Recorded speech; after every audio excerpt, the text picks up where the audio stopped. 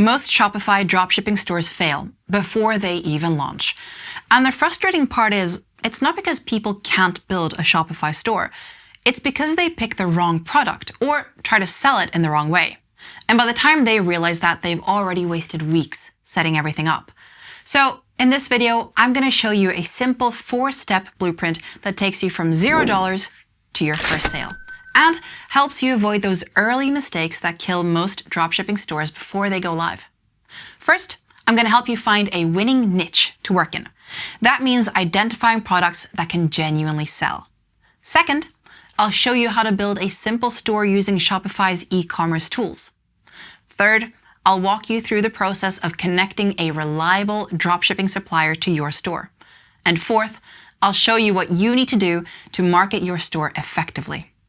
But before you click a single button, you need to be clear on what dropshipping actually is.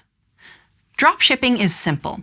You don't manufacture, purchase, store, or deliver any products. Instead, you take orders for products via an online store and pass them on to a supplier. The supplier then charges you and sends the goods to the customer. All this means minimal upfront costs, but it also means a low barrier to entry and high competition. And this makes choosing the right product niche absolutely crucial. So let's get straight into that, because it's where most dropshippers go wrong. Step 1. Find a winning niche. Your niche is the type of product or group of products you're going to dropship. If you don't get the niche right, everything else in this video becomes a waste of time. Now, most beginners focus on finding trending products, but that's often a mistake because it involves dealing with lots of competing merchants and possibly a passing fad. Ultimately, you need to find products that pass 2 out of 3 stress tests. First, the solution test. Do the products you're thinking of selling solve a genuine problem? Do they save time or fix a daily frustration? Examples of products that fit into this category include 3-in-1 chargers that remove cable clutter, portable door locks for travelers, or waterproof pet seat covers. Second, the passion test. Does this niche tap into an identity? Selling to obsessive communities like high-end coffee enthusiasts or pet lovers can be very profitable. And third, the scroll stop test. Does your product have a wow factor? Is it visually striking enough to catch someone's eye mid-scroll on TikTok? Once you've identified a niche product that hits 2 out of these 3 marks, it's time to validate your idea using real data. There are 3 main ways to do this. First, using search data. Second, using advertising data. And third, by checking marketplace demand. Let's look at how to check search data. You can use a variety of tools to check whether people are actively searching for the kind of thing you're trying to sell. A free option here is Google Trends. This lets you see how popular particular search phrases are on Google and how popular they've been over time. If you enter a product type into Google Trends and see a graph that's steadily trending upward or at least showing consistent interest over time, that's a strong signal that your product is going to solve an ongoing problem and isn't just a passing trend. You can also use professional keyword research tools like SEMrush to get more detailed data on how many people are searching for a particular product on Google every month. If you see a high volume of monthly searches for that product, along with an indication that it's going to be easy enough to rank in search results for queries about it, this is great news. I've put a link to our guide on how to do keyword research in the video description. Or if you're watching on YouTube, click the card at the top right-hand corner of the screen to access it now. When you've established that people are actively searching for products in your niche, it's time to see if businesses are actually making money from selling them. And the best way to do this is by checking advertising data. Facebook, Google, and TikTok are key platforms used for advertising drop-shipped products. And they all let you access data about people's interests, searches, and crucially, advertiser behavior. You can access basic advertising data on Facebook through its ad library, on Google through its keyword planner tool, and on TikTok through its creative center. You can use these tools to sense check whether or not people think it's worth running ads for particular items. For example, using Facebook's ad library, you can enter a product type and see all the ads that businesses are currently running about it, and for how long. If you see multiple advertisers pushing products in your target niche and for a sustained period, that's a strong sign there's real money being made in it. Businesses don't keep spending money on ads unless those products are generating sales. Another really effective way to validate a niche is to look at what's already selling on major marketplaces like Amazon or Etsy. Simply search for the kind of product you're thinking of selling and take a close look at the listings that come up. What you're looking for here is clear evidence of real sales, things like high review counts, bestseller badges, and multiple listings for similar products. And if you're seeing items with hundreds or even thousands of reviews, that's a strong signal that there's genuine demand in your niche and lots of purchasing activity. When you're confident that you've found the right product niche, it's time to start building your Shopify store. And the good news is, this can be done surprisingly quickly. Step 2. Build your Shopify store. The first thing to know about Shopify is the best way to sign up for the platform. Normally speaking, the Shopify trial lasts just 3 days, but there's actually a special trial available that lets you extend this to 3 months for $1 per month. You'll find a direct link to this in the video description. Signing up is straightforward. You just answer a few onboarding questions, and you're taken to your Shopify dashboard. Once there, your first job is to pick a theme. You can do this by going to the online store section of the dashboard, then clicking Import Theme and Visit Theme Store. Alternatively, just follow the link to the theme library that I've put in the video description. This will show you all of Shopify's free and premium themes, and you can install one you like. This process isn't about picking the fanciest design, but choosing something clean, fast, and conversion-focused.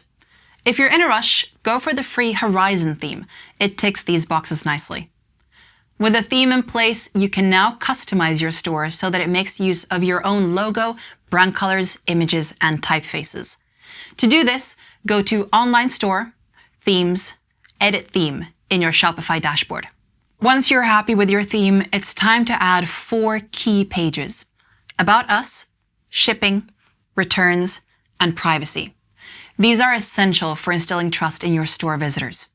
You create pages by going to Online Store, then Pages, and you can add them to menus by going to Content, then Menus. Shopify provides useful templates that you can copy and paste when building these pages. I've dropped links to these in the video description. Next, you need to make sure you can get paid. This means going to Settings, then Payments in your Shopify dashboard and connecting a payment processor. For most users, Shopify's own payment gateway, Shopify Payments, will be the best choice here. Using it means you avoid transaction fees.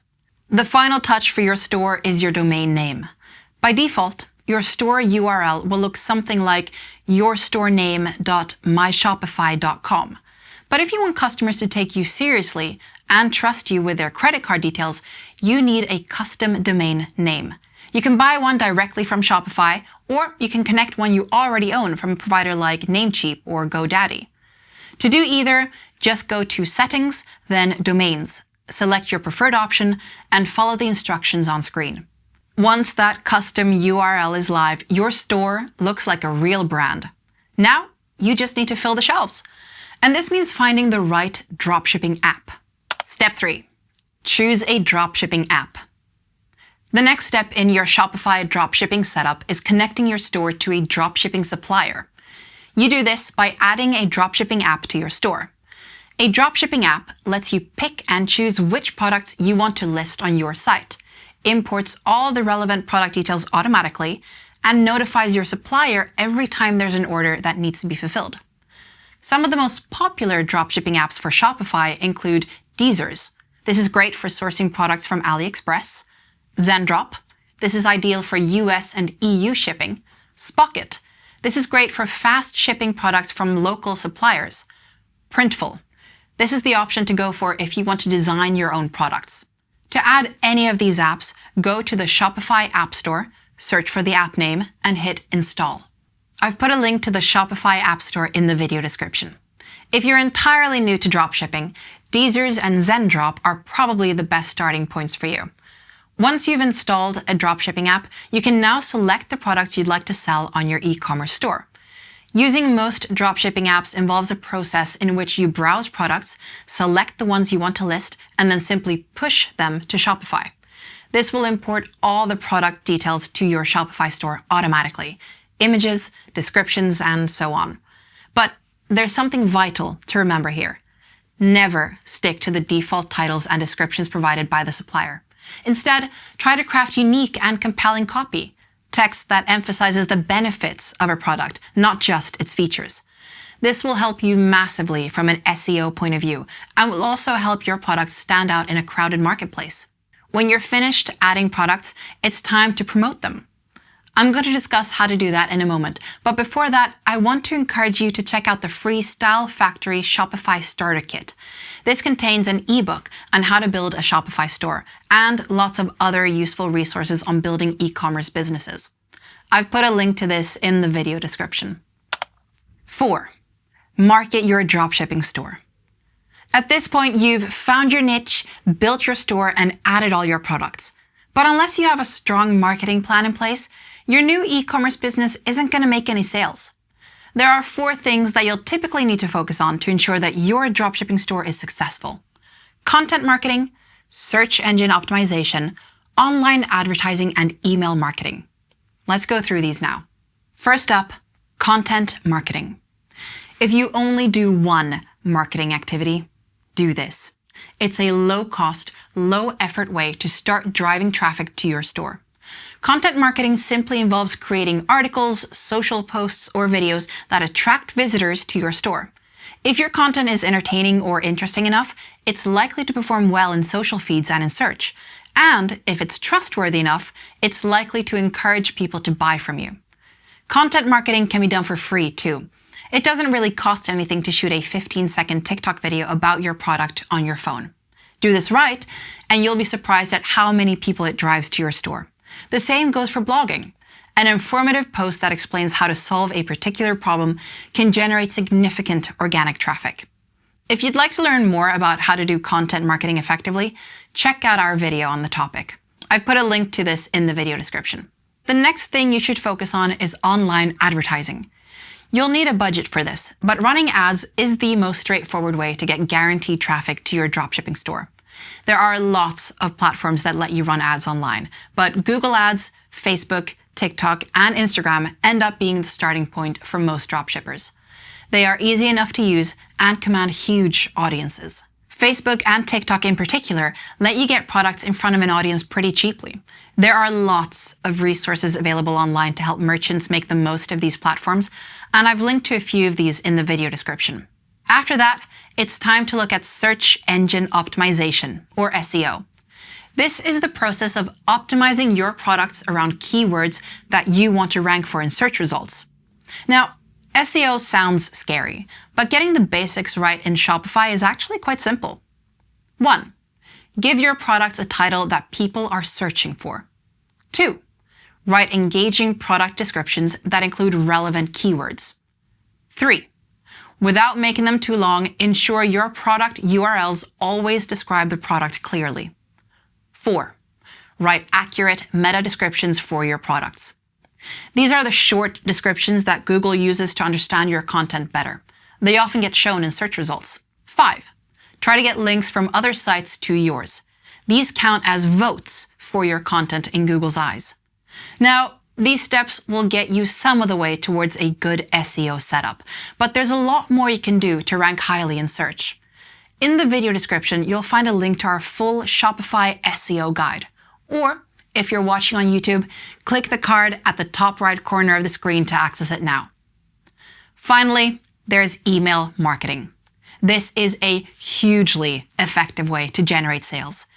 Newsletters let you place your latest products right in front of the people that are most likely to buy from you, your existing fans, and they can provide a great return on investment. Of course, you can't actually do any email marketing without email addresses, so give your store visitors lots of opportunities to sign up to your mailing list. Pop-ups offering discount codes can work great for that. Shopify actually comes with a very good email marketing tool. one that lets you send regular e-newsletters and abandoned cart reminders too. Abandoned cart reminders are automated emails to anyone who left your store without finishing a transaction. You can use these to offer incentives to complete the purchase, like discount codes. These can generate a lot of income, so are well worth setting up. If you're interested in learning more about email marketing, you'll find a link to our full guide to the topic in the video description. And that's it. You've made it to the end of our Shopify dropshipping tutorial. I hope you found it helpful. Before I go, a quick reminder that I put links to all the tools and resources I've mentioned in this guide in the video description. For more Shopify tips, don't forget to give us a thumbs up and subscribe or follow wherever you're watching this video. And finally, I'd like to wish you the very best of luck with building your dropshipping store. If you have any queries about setting up a Shopify dropshipping business, just let me know in the comments section.